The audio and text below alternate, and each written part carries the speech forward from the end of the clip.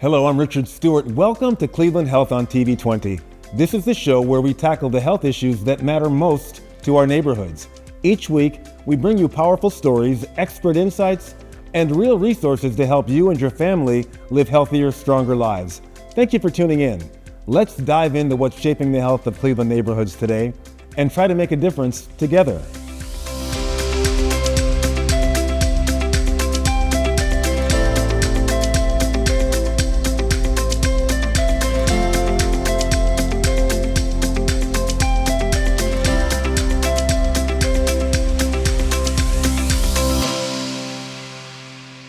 Today, we're shining a light on powerful stories and critical health issues impacting the Cleveland community. We spoke to an advocacy specialist from the Cleveland Department of Public Health about ways you can stop smoking and the dangers of e-cigarettes. And later, we'll share how the MetroHealth system is expanding its nurse-family partnership, an initiative improving the lives of pregnant women and their babies, thanks to a new grant from the Mount Sinai Health Foundation. But first, we begin with a visit to the Black Mental Health Corporation, a trusted organization in Greater Cleveland that equips individuals with tools for positive change and personal growth. In a community still navigating generational trauma, the Black Mental Health Corporation of Cleveland offers more than therapy. It offers a safe space for healing. The mission of the organization is to provide mental health counseling specifically, but not only, but specifically to Black people. And it's called post-traumatic slave disorder. A lot of people don't realize that, and you don't necessarily have to be from or have experienced slavery to maybe carry that trait or that gene sometimes of that trauma that comes from it. The organization connects people to licensed therapists who understand their cultural history and daily experiences. Everyone's a licensed mental health therapist, and then you were getting somebody that looks like you as to go along with that. Here at the Black Mental Health Corporation, their tagline is healing our community one family at a time, which requires breaking down long-standing stigmas that have prevented African Americans from seeking mental health services. Sine Bean Smith is a family and marriage therapist. She says just showing up is half the battle. This is really a safe place. Some people may feel like it's really daunting and scary to come in here, but it's a judgment-free zone. And if you give it an opportunity, you can really learn some things or even build rapport with someone that you never thought you may connect with. The for-profit mental health outfit also provides school-based therapy, case management, and behavioral support to students, helping them succeed in the classroom and in life. We have a therapist on hand. We have school-based case managers there. So the whole part that they're getting, I feel it helps to comfort that. And it's been really successful in the 3 schools that we've been in thus far. Bean Smith says that overcoming the shame of having to ask for help is where the healing starts. The stigma that we have around Black men and also Black women are very much still prevalent today. Black men feeling like they can't be vulnerable, or they can't cry, or they can't be soft, and that's completely the opposite. And I try in sessions with the men that I am servicing to break down those generational traumas and generational patterns so that they are able to be vulnerable or soft, not for themselves, but just also their family members and healthy relationships. From breaking down generational stigmas to daily stress management, the Black Mental Health Corporation is helping Clevelanders rewrite their story one session at a time. It's okay to ask for help. It really is. To learn more or connect with a therapist, visit theblackmentalhealthcorporation.com or call 216-512-0321, because healing our minds is just as vital as healing our bodies. Joining us now is Prince Pempton. He is health promotion and advocacy specialist at the Cleveland Department of Public Health. Prince, thanks for joining us. Thanks for having me again. Here to talk smoking cessation. So how does the Freedom from Smoking Plus program work, and how does it work particularly for those who have tried to quit and failed in the past? So the program is based off of the American Lung Association. So what they do is part of the program, they talk about the 3 A's. So it's avoid, alter, and alternative. So we find out what those habits are and kind of break those habits. And we want to really drill down that why. And that's part of the reason why people don't quit, because they don't find that why. We try to lead them to that why. And how does it support people who are going through ancillary issues such as weight gain or all the different things that come along with quitting? So people tend to use those as what we call back doors. So for example, they'll say, oh, my mother smoked for 70 years and she's fine. Or I don't want to gain weight, or I'm using this product because I'm stressed. So we teach them other habits to quell those back doors. Talk about the role of online community support when it comes to staying that course once you make a decision to quit. So there's other programs that people can use that are based online. So we have Live Vape Free, or quit.com, thequitline.net to help people, and there's also text programs as well too that people can use to help them quit. So there's always multiple types of support. How does the program support youth and help them avoid starting smoking at all? So we really want to educate the youth because it's promoted as a healthier alternative from conventional cigarettes. Vapes you're talking about? Correct. Now. So e-cigarettes or vapes are promoted as a healthy alternative to help you quit smoking, but they don't realize that it's much more addictive, and the ingredients inside of vapes are very harmful. There's lead, formaldehyde, different ingredients that cause damage. So let's talk about the Tobacco 21 law. Mm-hmm. What's in it and what are the benefits, and has it been in effect long enough to figure out whether it's working? So it is working thus far. It started in December 20th, 2019. So it raised the age of purchasing tobacco from 18 to 21. So tobacco retailers are supposed to card individuals to make sure they're of age to buy this product. And what about health disparities? We all know that minorities often suffer greater health disparities when it comes to remaining healthy than non-minorities. Is there a component that addresses that? Yes, there is. So we want to bring the program to the community. So you may go in the suburbs where they have more options available, more resources available. So we want to actually see where the people are and bring the program to them so we can eliminate those barriers. And going back to your other question, we do have legislation that starts in October to further keep these tobacco retailers accountable so that they're not targeting youth. And how do people get in touch with the program if they're interested in participating? So they can go to our website, clevelandhealth.org, to sign up for the program. You can also reach out to the Quit line, 1-800-QUIT-NOW, or you can go to livevapefree.com. Are there any other options at all that folks could use to quit other than the ones you mentioned? Yes, we do have a resource guide available that has all the different resources in Cleveland that's available on our website, or you can scan one of our QR codes to go to those resources. So there's a bunch of ways to do this. It just takes the commitment. Correct. Yes. So we want to make as many options available for people to quit. Prince, thank you for joining us and sharing this valuable information to help folks quit smoking. Thank you. Thanks for having me. And we'll be right back. Stay with us.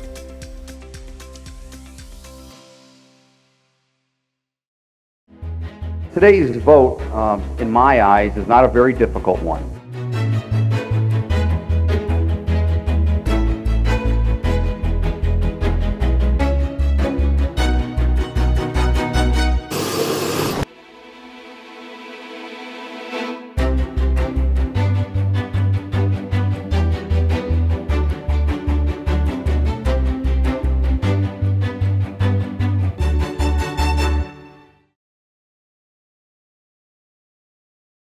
Hello, I'm Scott Osicki, Chief Executive Officer of the Alcohol, Drug Addiction, and Mental Health Services Board of Cuyahoga County.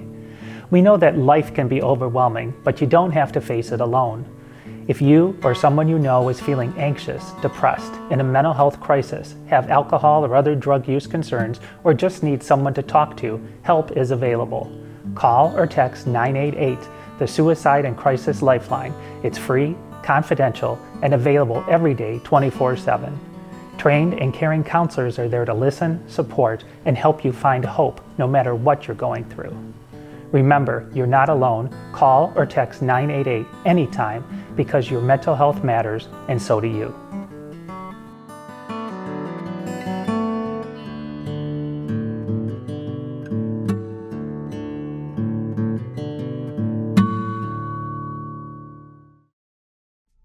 Hello, I'm Michelle Princeton, and I'm a licensed social worker working for the Social Support Service Unit out of the Mayor's Office of Prevention Intervention Opportunities for Youth and Young Adults. The City of Cleveland has demonstrated a long-term commitment to residents working to create safe spaces in our neighborhood resource and recreation centers where families can access free resources and support services. We are committed to working together with families and other community providers to identify and help families who are struggling to achieve a better quality of life.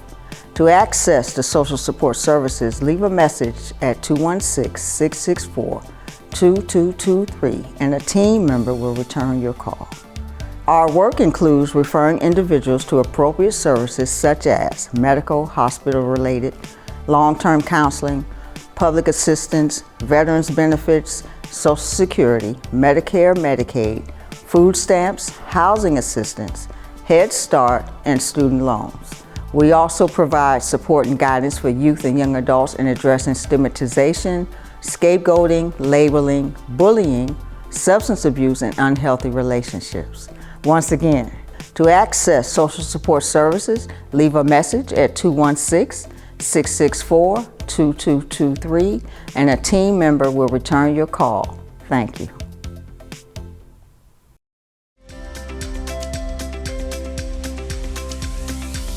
Welcome back to TV20's Cleveland Health. I'm Richard Stewart. Thank you for staying with us. Now, let's go to Tower City where we joined Care Alliance Health Center for the Men's Health Summit, an event focused on community wellness featuring free health screenings, expert panels, haircuts, and more. We did this Men's Summit because we know the health disparities inside of Cleveland is astronomical. And if we don't take care of the community, then who? Dozens of vendors lined the summit hallways, offering help with everything from diabetes testing to mental health and workforce support too. We are a workforce development organization in the city of Cleveland that operates all over Cuyahoga County, helping individuals get connected to full-time employment, certifications and trainings, and supportive services. And the support services extend beyond just workforce development. They deal with food, fitness, and healing from the inside out. So I'm here to show a couple tips on how to shop, where to shop here in Cleveland, Northeast Ohio, how to prepare meals, whether you're going to do meal prep or you're going to cook for the family, or you just need something quick to get out the door. The Northern Ohio Recovery Association showed up with holistic services focused on both youth and adults. Let's talk to the youth early. Let's make sure they know how to say no. Let's make sure they have the tools and the life skills to be able to propel them to the best versions of themselves. We're doing a mixture of blood pressure and diabetes screenings.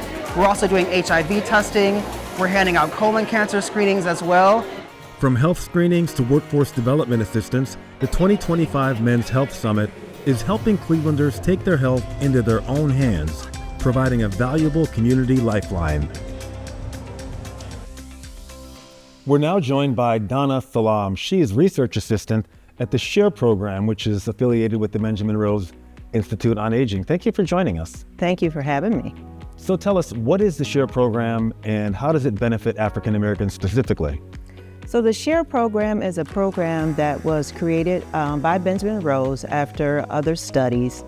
And what they discovered is that those living with dementia and their care partners, they both have very strong care preferences and they decided that the issue was that they had these care values, but no one's talking about them. So the SHARE project, which has been around about 2 decades now, was developed in a response to trying to get both of them to get together to talk about what's most important. Why is it especially important to focus on dementia and Alzheimer's care in the African American community? Are we affected more disproportionately? Yes, so in fact, African Americans are 1.5 to 2 times have the chances of development of dementia. So yes, their proportionality is super high compared to other races. And so with that being said, Benjamin Rose realized it's very essential to talk to the Black community and say, hey, we're out there, we're here, we want to offer you something that's going to be free in order to address this dementia. Are there challenges with folks being able to access care or be properly informed about it? Yes, so what we learned is that because of the fear and stigma that's out there and the social attitudes that's associated with the dementia diagnosis, oftentimes that holds people back from going to get to the healthcare provider to get diagnosis, which means they get misdiagnosed, or they don't get diagnosis at all, and then they lack the proper medical care. So with that being said, without any diagnosis, with being afraid to talk about it, we realize that's why the numbers are so high. And so the SHARE program looks to change that for the African American community. So what's it look like in terms of participation from both the caregiver standpoint as well as the patient standpoint? Well, as far as participation, what's going to happen is the SHARE program, which is designed to create a care plan for both the person living with dementia as well as their care provider.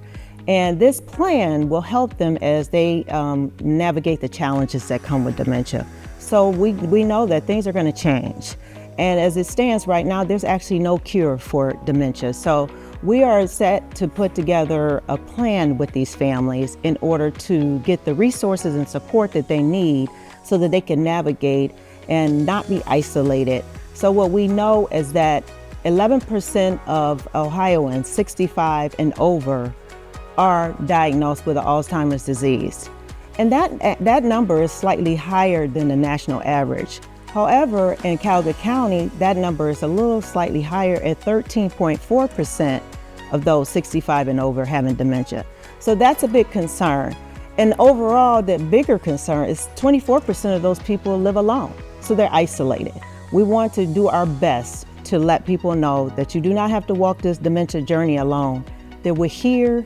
This is going to be a free program. It's going to be a win-win. If you participate, all you need to do is be 50 and over, have any cognitive or memory changes, or diagnosis of mild cognitive impairment, Alzheimer's, or any other dementia-related diseases, and we will be there for you. This is free. You sign up. We will assign you a personal counselor you and your care provider can work with.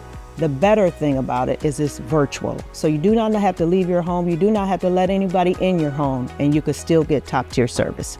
That sounds quite comprehensive. What are you finding so far? Any early success stories or results you'd like to share? Well, so far, from, like I said, our program has been in existence for 2 decades. So we know it works, right? But what we don't know is how it specifically can help the African American community. So what Benjamin Rose has done is they have set out and done some enhancements to this current program, and they made these adjustments in order to support the needs of African Americans. So they want to change the narrative on the disproportionality and the disparities that currently exist within the African American community. But in order to do that, we're going to need those out there in the community. We're going to need your help. This is a nationwide clinical study. So we're not only taking people from the state of Ohio, we're taking people from all over in efforts to change these numbers for the African American community. And how can other community leaders or groups get involved to help you amplify your message? So if you're interested, I come out to community centers, churches, any events happening in the community for the aging population. I'll come out, I'll speak to them. I do small groups, large groups. But the better than yet, we on our website, you can reach out. Our website is benrose.org. You can go there. We have a host of services too to support those who are experiencing dementia. We have a specific program called We Care Because You Do, and this is a telephone service. This is a very easy and convenient telephone service that's offered by Benjamin Rose to those families and caregivers who are dealing with dementia. Also with this program, our staff there are able to navigate and find you other programs to help support your health needs. So at Benjamin Rose, there's a host of things that can happen. Donna, thank you so much for joining us and sharing this valuable information. Thanks so much for having me today. And we'll be right back after these messages.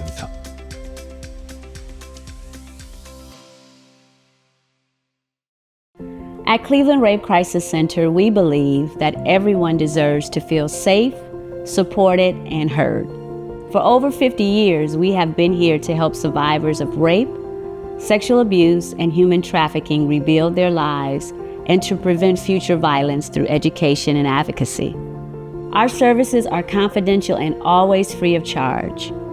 We provide 24/7 crisis and support hotline for immediate help, individual and group counseling to promote healing, specialized services for children and families, advocacy and legal support to navigate complex systems, prevention education to empower communities, resources and support for deaf and hard of hearing survivors through our Deaf Pathways program, and drop-in center for the on-spot assistance.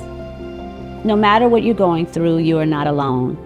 Call our 24/7 hotline at 216-619-6192 or text 216-619-6192 or visit clevelandrapecrisis.org to chat with a trained professional.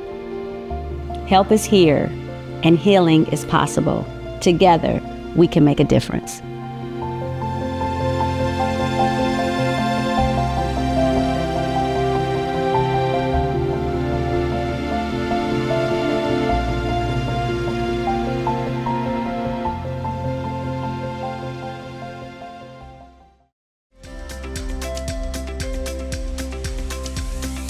Welcome back to TV20's Cleveland Health. I'm Richard Stewart. The MetroHealth system is expanding its impactful nurse-family partnership program thanks to a $500,000 grant from the Mount Sinai Health Foundation. This nationally recognized initiative pairs BSN-prepared nurses with low-income, first-time pregnant women to help reduce preventable complications and improve outcomes for both mothers and their babies. It's graduation day here in Cleveland, but these aren't your typical caps and gowns. Behind me, new moms are celebrating 2 years of weekly support from the Nurse Family Partnership. For these Cleveland families, this milestone marks more than a program completed. It's a testament to growth, resilience, and support for young expectant mothers, delivered week by week by the MetroHealth Nurse Family Partnership. The impact that our program is having on infant mortality, particularly in minority communities, is by providing that support for families, helping them understand the reasons behind safe sleep practices and things like that, stressing the importance of vaccinations, helping the parents quit smoking if that's what they need to do. Anything that might contribute to a child passing away before their first birthday, we try to help mitigate those factors. The work doesn't stop with parenting basics. These nurses help mothers build a brighter future. But we also do things like helping them prepare for jobs, helping them with resumes, connecting them with the resources that they might need.